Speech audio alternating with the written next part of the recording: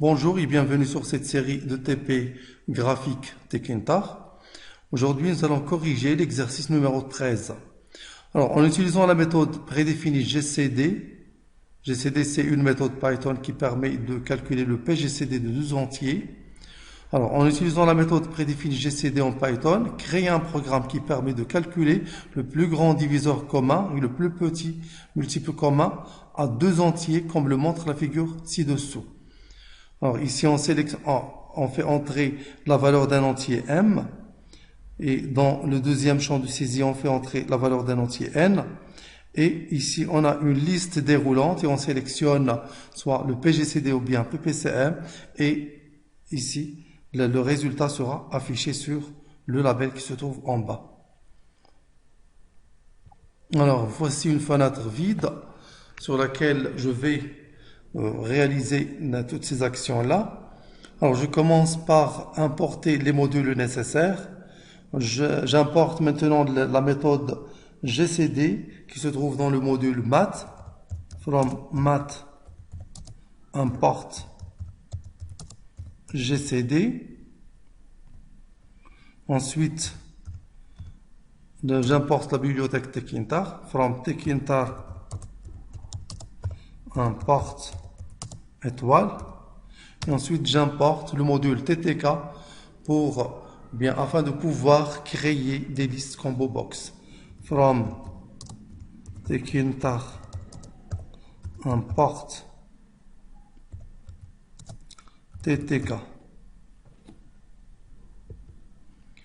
Je commence par créer le label et le champ de saisie pour l'entier M. Création du label et du champ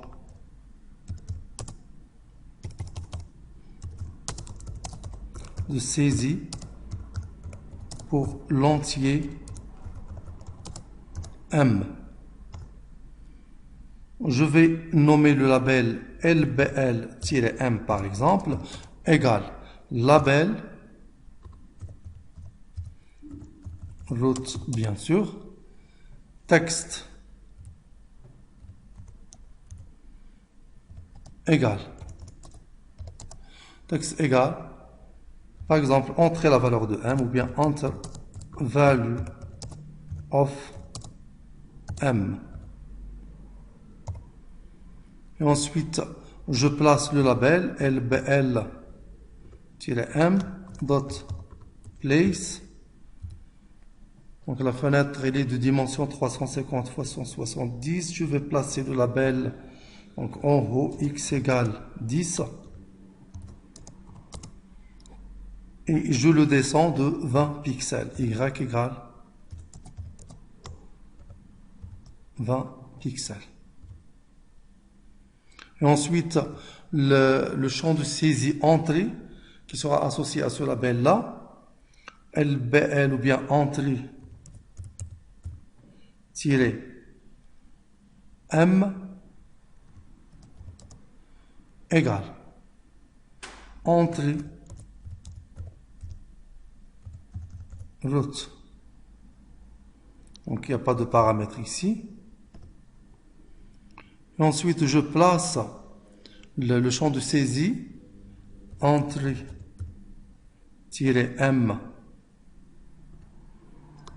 dot place. Je vais le décaler donc de la gauche vers la droite de 150 pixels. X égale 150. Y. Donc, je vais le placer sur la même position 20. Y égale 20. Afin que le label LBL-M et entrée-M soient placés tous les deux sur la même ligne horizontale. Je peux donc tester pour voir si tout va bien. Voici donc le label enter value of M et voici le champ de saisie associé. Et donc je fais aussi la même chose pour l'entier N. Donc, je colle le code et je vais faire des modifications. Je prends ici n, until value of n, lbl-n, dot place x égale 10, donc sur la même position, et je descends ici, verticalement, je descends, je vais prendre 50. Entry-n, entry-n, place, et je descends ici de 30 aussi, je mets 50 pixels. Et je teste maintenant pour voir si tout va bien. Voici donc les deux labels avec les champs de saisie associés. Et je vais ensuite créer la liste combo box. Création de la liste combo box. Je vais la nommer liste combo. Liste combo égale ttk dot combo box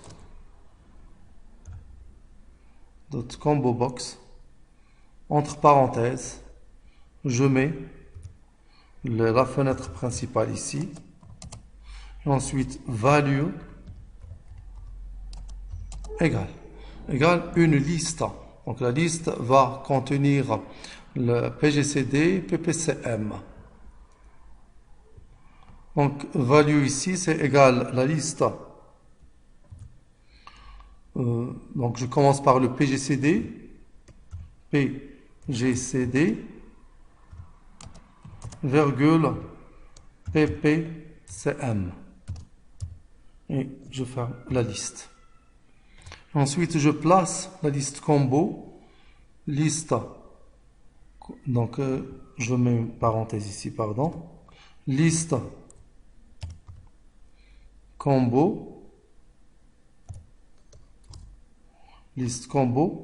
dot place. Donc je vais décaler un peu, x égale à 150.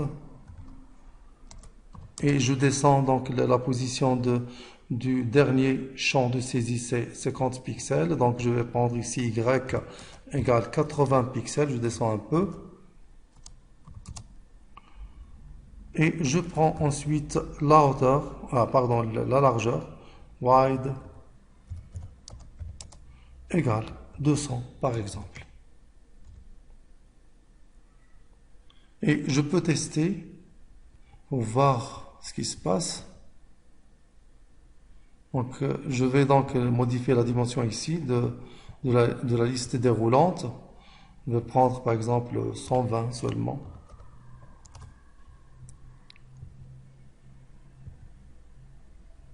Voilà, donc ça marche maintenant. Et je vais donc associer des actions du type event ou bien une action du type event à cette liste combo box. Alors, avant de créer l'action, je dois créer le label qui affiche le résultat. Création du label qui affiche le résultat.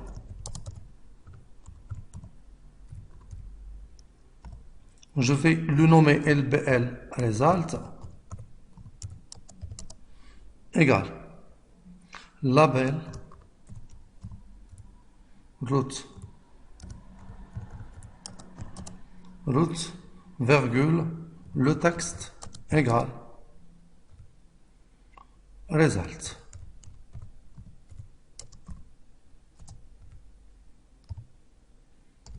Je place maintenant le label LBL result dot place. Donc je vais le placer x à 150, la même valeur que la liste combo box, et je vais le descendre un peu.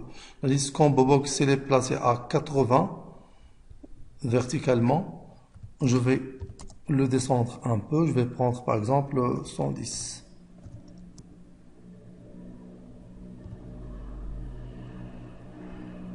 Je teste. Voici le label qui va afficher le résultat. Alors, je crée maintenant l'action.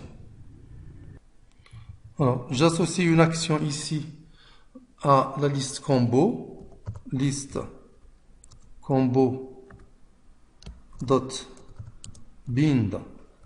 Et puisque l'action sera, ou bien l'événement sera lié à la sélection, j'utilise la commande combo box selected.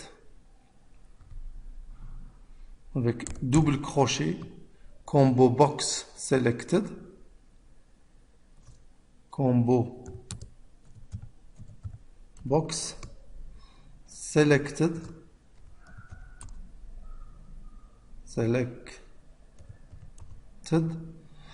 double crochet pour fermer, voilà, virgule, et je donne un nom à l'action, ou bien à la méthode qui réalise l'action. Je vais la nommer action. Et je crée maintenant la méthode action.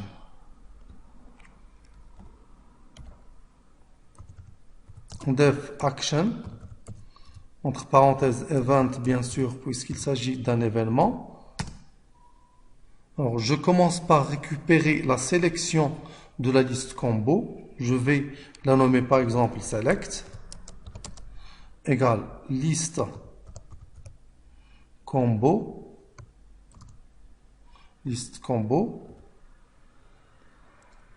dot get liste combo dot get. Je récupère avec cette méthode là la sélection de la liste combo. Et ensuite, je récupère la valeur de l'entier M depuis le champ de saisie. Récupération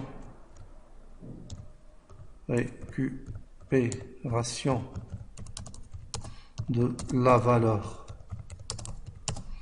de M. M égale int, je convertis en entier, int de entrée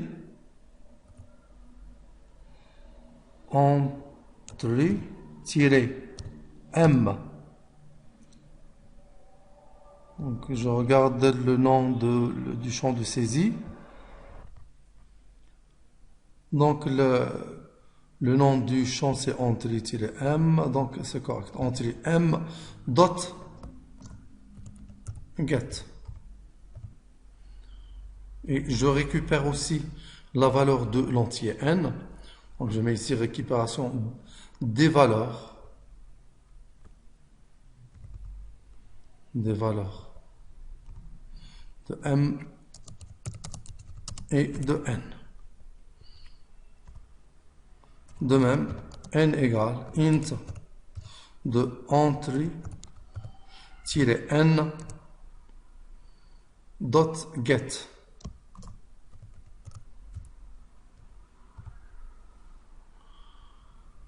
Et ensuite, je définis le PGCD.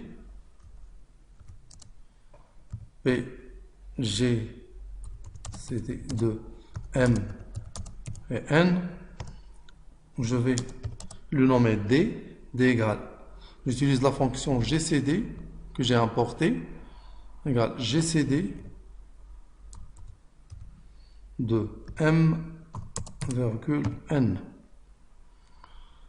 Et ensuite, je définis le PPCM. Donc, si on connaît le PPCM, le PGCD, ça sera le produit de M et N divisé par le PGCD. Donc, le PPCM grand M égale. Donc, c'est le PGCD. Ah, pardon, c'est M étoile N, le tout divisé par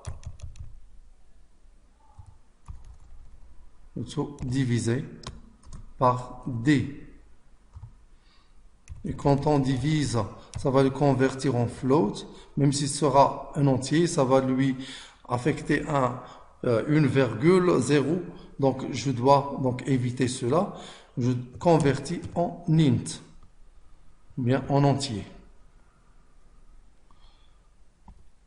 Et maintenant, je teste si dans la liste déroulante, c'est le PGCD qui est sélectionné.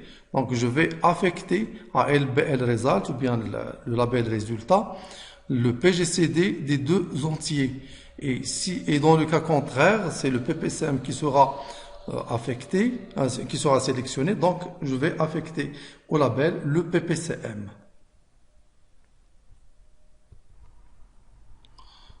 Donc, je teste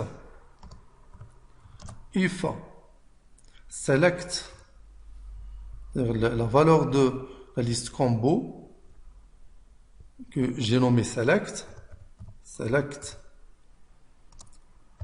égale le texte PGCD de point. Dans ce cas, LBL result, ça va prendre le texte. Donc, j'utilise des crochets comme ça, texte. Le texte sera égal à PGCD égale plus D. Mais ça va donc afficher un message d'erreur, puisque D c'est un entier, et ça c'est une chaîne de caractères. Donc je convertis le D en str. Je reviens à la ligne. Else, c'est-à-dire sinon, dans le cas contraire, select, ou bien LBL result, pardon, LBL result, crochet, texte, égal, dans ce cas, PPCM, plus petit multiple commun, égal, plus, donc je convertis de même en str, je prends grand M qui est le plus petit multiple commun. Et je teste si je n'ai pas commis d'erreur, espérant que je n'ai pas commis d'erreur. Donc je vais entrer ici un entier. Exemple, je vais prendre 16 et je vais prendre ici, par exemple, 12. Je sélectionne le PGCD. Donc ça n'affiche rien. Donc il y a une erreur, une action. Select is not defined. Ah oui, donc j'ai commis une erreur. Ici, select et non pas select. Select. Donc c'est à la ligne 18. C'est bien ça. Select.